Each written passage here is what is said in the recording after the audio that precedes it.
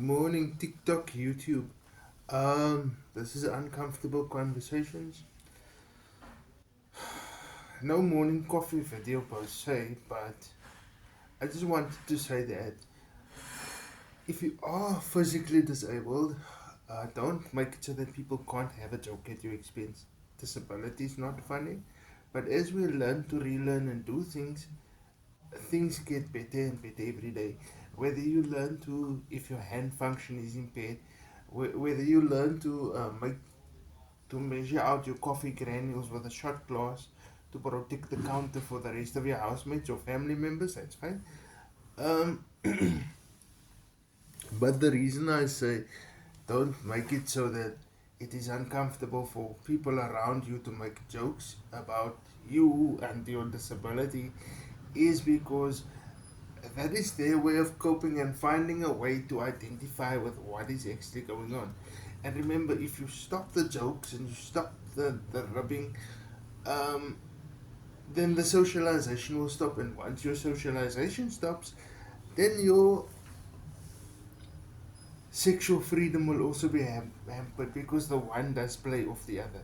People need to build a level of comfort with you first before they can experience the thing. The things which you know is going to help you get along, little doggy, as they say. And one of those things is, remember in my previous video I said that we take pleasure in your pleasure because our bodies can't move, so we enjoy it mentally.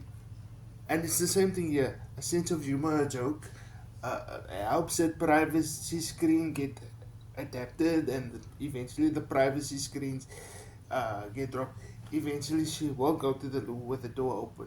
Eventually, she will take her clothing out in front of you. Eventually, the shower will run in front of you. And you can hold all of that in your mind's eye so that when you do have that intimate moment, everything just comes together, that sense of smell, taste, sensation in the chest and around the nipples. That is very important. For that, you need to be able to relax with yourself. You need to be able, if the joke slaps a bit too hard, find a way of journaling, find a way of explaining, but don't over explain. Remember, it is the holiday time. People use this time to build and forge new relationship, but also maintain old relationships. And again, this topic is important. This channel exists because if you have an acquired disability, you might not have experienced all of the fun things in your 20s. Because remember, sometimes our parents didn't want to put their hands up and want to promote sexual freedom for us because they didn't know how and they didn't know that it was important. But as we now know that it is important, whether you start out by, as I've said, experiencing certain things, yes, and that's part of the fetish community, but whether you start out that and graduate to masturbation or mutual masturbation, I mean, that is all up to you. But firstly, you must give people a safe mental space so that they can ask the question, make the joke, be able to drop that privacy screen in front of you. But yes, just before I close out the video, if you are having hand function issues and you need to start a new pot of coffee with the granules, take a plastic shot glass or your medicine measure, and yeah, that stops you from spilling over everything. Still use the teaspoon to stir and measure out your sugar, but coffee granules are slightly different texture. So yeah, but that's where I want to leave it. Remember, guys, for example, and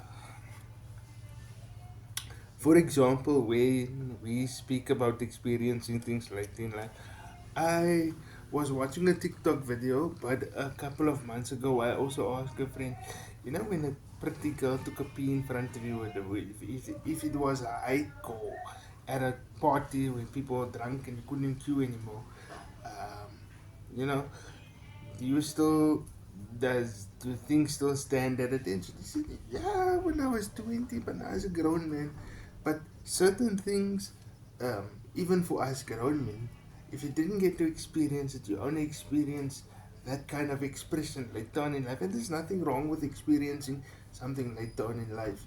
You know, we give too much confirmation bias to, at a certain age you should have experienced this, and at a certain age you should have experienced that. But when you do have an acquired disability, by that I mean when you were born with your disability, because of the confirmation bias at the time, people believe so and so is never going to experience this or that or this or that. So that unspoken teaching, that unspoken lesson sometimes never really takes place until you find yourself in a different environment, and then you're going to need to be able to learn to control your emotions.